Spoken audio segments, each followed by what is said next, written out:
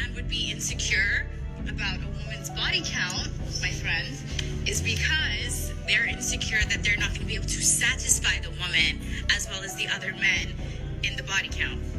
Actually, I'd be more concerned about the fact that your oxytocin receptors have densified to the point where you can't effectively pair bond. I'd be more concerned with the abnormal levels of sexual discipline and inhibition that emotionally healthy women tend to exhibit. I'd be more concerned about your impaired judgment when it comes to selecting a mate.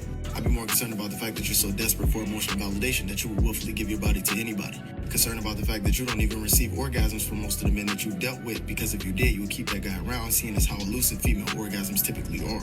I'd be concerned about the fact that I'm dealing with an emotionally unhealthy woman who likely suffers from substance abuse and depression. Concerned about the emotional baggage. Concerned about a hidden STI due to your increased risk. Concerned that I just increased my chances of divorce by 30%. Concerned that I just maximized my chances of being cucked. Concerned there's no long-term benefits dealing with promiscuous women.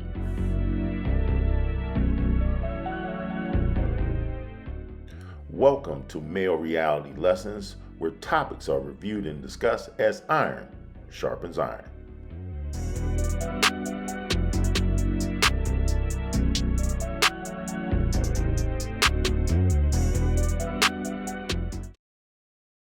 On Male Reality Lessons today, as we always do, we try to encourage the men out there. We're trying to encourage the brothers out there that to be all you can be.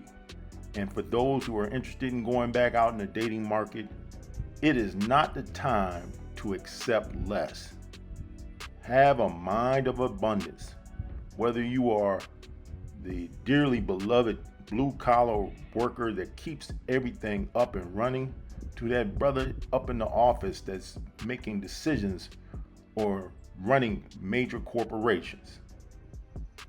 But we want to take an opportunity to understand why at this stage of the game you deserve more, because you have the most responsibility in today's society to ensure that there is success. Working your fingers to the bone and your mind to the edge of destruction, you deserve all you should get and more, because you are a true king. Don't believe me? Let's look at what's going on out there in the world today and to realize we shouldn't accept less. Many guys, if you're honest with yourself, you had to actually learn how to be treated well. You came from some of these chaotic, dysfunctional kind of environments where arguing, screaming, fussing, and fighting was the order of the day. When somebody was actually nice to you for the first time, in particular a lady friend, it probably kind of threw you off. There are plenty of videos on the internet showing guys who are used to being yelled at or hollered at by their girlfriend, wife, or significant other. It takes some getting over, getting used to being treated better. So how do you start getting treated well by others? Kevin, it's common sense, so it's easier said than done. How did you get there? Well, the first thing is I started to treat myself well. At every level I was at, I did not necessarily wait to treat myself well. Yeah, even when you're making minimum wage, get an extra topping on your pizza, get extra cheese. The little things, guys, matter so much. There is no glory in being the king of vermin, especially with ladies that live like this. Coochie gon' stink sometimes. It is what it is. And some people may be like, ew, girl, like, no, that's not normal. Nobody said it was normal, but it's common. I said, bitch, who raised you? Epic tales like the saga of Gilgamesh are written about great men that travel the globe looking for the glory of battle. Men that step confidently on unfamiliar land and use nothing but their skill and wit to thrust their swords into foreign tenderloin. We have normalized risking it all on women that bring absolutely nothing to the table. We have become the entertainers of mediocrity. We entertain women with multiple baby fathers. I don't care how many kids I have. She belongs to the streets. How? It don't matter. I don't care nothing about that Kevin Samuels shit. A woman who got kids should just deal with get whoever she could get. I don't care about none of that. Baby, I'm perfectly fine with being by myself. We entertain women with multiple bodies. I just value my respect of anything. Period. So you ain't go to Dubai, let a nigga shit on you for a honey cake? Do I smell a whore?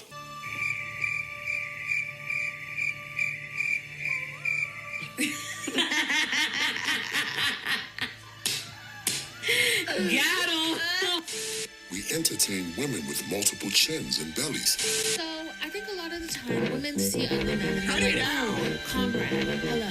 No, girl, that ain't your comrade. Because give an ugly man a chance, and one thing he will always have is the audacity to be a dipshit. And we all know that, because how many times are the girls are like, I didn't even want to date him, he's so ugly. Just because some of us are so scared of success. If you're enjoying the video, please take a moment to like, share, and subscribe to Male Reality Lessons. That's a days off, which I work. So I'm gonna need like at least $1,500 a day.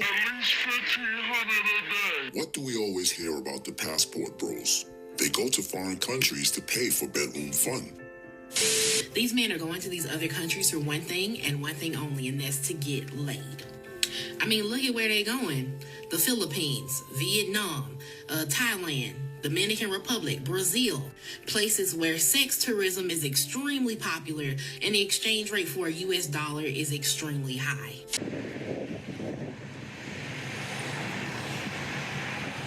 These men are literally trying to get the most bang for their buck.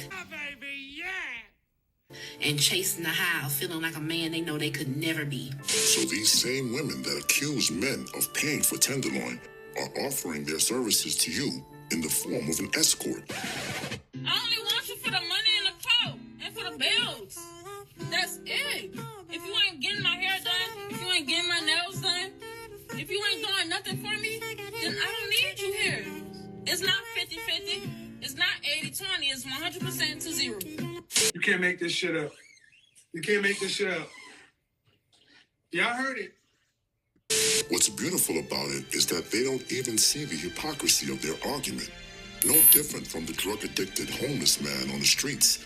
These independent ladies no longer feel shame for begging strangers for money. They would have to pay me. They would have to pay me. You ain't lying. Furthermore, paying for bedtime fun in the USA is like buying a cheeseburger at a Chinese restaurant. What evil mental thoughts would advise you to do that? I want you to really think about what I'm saying. Have you not noticed that most modern women are clearly telling you that they are escorts? Does anybody want to get married? Because I need to get on this. Like, I need to have kids. I need to get married before my grandparents pass away, and I also need to have kids before my dog passes away, because he's a really good kid dog. And I'm running out of time. You guys, it is hard out here. So applications are open. If you want to. It'll be hard, but I'm fun. How do you domesticate an escort? Why would one even attempt such a feat? It reminds me of the people that try to make boa constrictors into pets and then are surprised when their child goes missing. Just like the snake, the escort is going to do what they are made to do. That is, squeeze you dry. We have to all give up this Disney fairy tale ending because most modern women are not equipped for marriage. A woman can marry a man, leave him for any reason she wants, even after cheating on him, and still take half the assets and be awarded with an allowance from her ex-husband in perpetuity. It's not only outrageously unjust, but it also purposefully disincentivizes marital fidelity while incentivizing disloyalty and infidelity and divorce. There are many reforms that should be enacted to stop the bleeding here. The alimony system, for one thing, has to be drastically changed. Most alimony laws were created under the assumption that most women would be housewives and they would be stay-at-home moms, and most divorces would be initiated by men who are the sole breadwinners in the family. They have been lied to because marriage is not about happiness. It's about sacrifice. I divorced my wife because the way that she started dressing. I told her from the jump that I don't like women that dress provocative. I don't like that stuff at all. You have to dress modest. You know what I'm saying? Only dress provocative if it's just me and you inside the house. So she started hanging out with these girls from a job. And, you know, I met them. And instantly just thinking in my mind that this is not a good group right here. This is one of them groups where she's not going to want to feel like she's being left out and stuff like that. And I told her, I said, I don't think you should be hanging out with these chicks because all these chicks are single. You know what I'm saying? None of these chicks are married. You know, single women, they tend to get married women in trouble. So after about like a month, you know what I'm saying, with her chilling with these girls, she started dressing like how they was dressing. And I'm like, whoa. I said, where you going with that on? She belongs to the streets. And then she told me, she like, it's just an outfit. It's not much. I'm just, you know, just dressing for the occasion. I'm like, nah. I said, nah, you got to take that off. I'm like, no, I don't care who you hanging with. You can't put that on, man. You're not finna go out there dressed like that. And instead of her going to change, she left anyway. She said, no, this is what I'm going to wear. All my friends are dressing like this, and this is just what I'm going to wear. Okay. When she came back, it only take one time to do that thought stuff with me. You know what I'm saying? When she came back, 2 o'clock in the morning, all her stuff was outside. All of it. She was knocking on the door, calling my phone, asking me to let her in. I said, no, it's over. I said, you only got one time to do me like that. And I'm like, yeah, it's over. Nah, heck no. I asked you not to go out there and dress like that. You know what I'm saying? And stuff like you showing too much. I said, it's over. So I threw all her stuff out and then let her back in. Call her mom and call her dad. I said, it's over. I said, I don't talk to people that dress provocative. I don't talk to people like that. And now she want to start because she's hanging out with these girls. I kicked her butt out. Fellas, one time, that's it. You let it fly after that, they just going to keep doing it to you. One time. Gentlemen, so this is where we are today. Don't be held hostage by Big Shirley or by the simple fact that you think there is no hope for you as a man. Always think and have the mind of abundance. The laws, especially the marital laws today, are definitely being taken advantage. You'll see it from celebrities all the way down to the common man.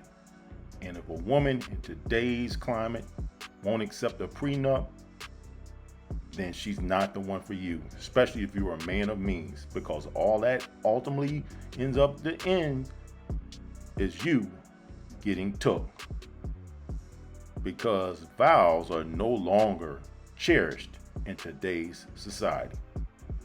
But I want to hear from you in the comment section.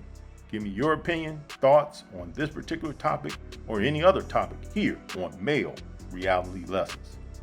As always, I want to thank you for watching. Please smash that like button and subscribe too. And as always, have a good day.